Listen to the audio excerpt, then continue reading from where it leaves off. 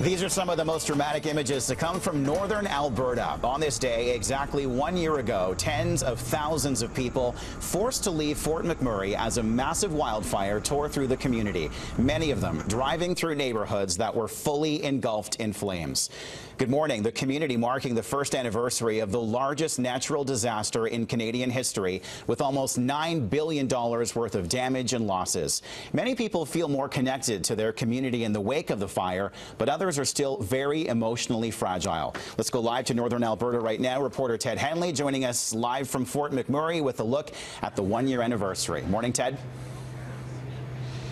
And good morning, Kyle. Yeah, I'm standing specifically in a park called Sny Park. We're about a minute's drive from downtown Fort McMurray, and this is the location of one of the largest community gatherings here in Fort McMurray, marking the 1 year anniversary of the wildfire. I'm just going to step out, and Derek, who's behind the camera, he's going to zoom in and show you. There's a large white tent right beside the river here this morning. There's a pancake breakfast happening today. Inside that tent, there are tables, chairs, there's food being served, there's coffee being had, and of course, there are lots of conversations also happening right now. Those conversations key to helping the people of Fort McMurray heal, or at least try to take the next step in the healing process as they do mark the 12-month anniversary of the wildfire that ravaged through parts of their community 1 year ago today. Now let's talk about the rebuild. 2,600 dwellings were destroyed by the fire 1 year ago.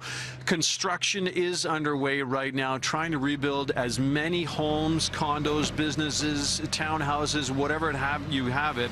The boom is on right now. They're racing against time, of course, to try and get up as many as possible. 2,600 destroyed, but only 400 or so have successfully gone through the inspection process to date. So that just shows you how much work is still left ahead when it comes to the rebuilding physically here in the city of Fort McMurray. When you drive through the town, there's scarred damage still everywhere pretty much you look, evidence of the fire from 1 year ago.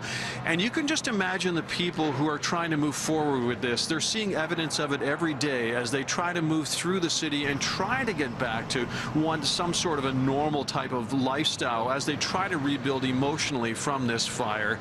And that's kind of a key component to the community gatherings like the one here at Sny Park this morning. The community gatherings are focusing on bringing people together to talk, to have conversations, and there's a huge mental health aspect to what's happening at the community gatherings today. They're encouraging people to get the emotional support, the counseling, whatever they need to help them work through whatever they might be feeling today, because exactly 1 year ago, people were literally fleeing for their lives with flames just 25 meters from their vehicles. Emotions still fragile, yes, but the community is hoping once they get past today, they will be one step closer to moving past the Fort McMurray wildfire.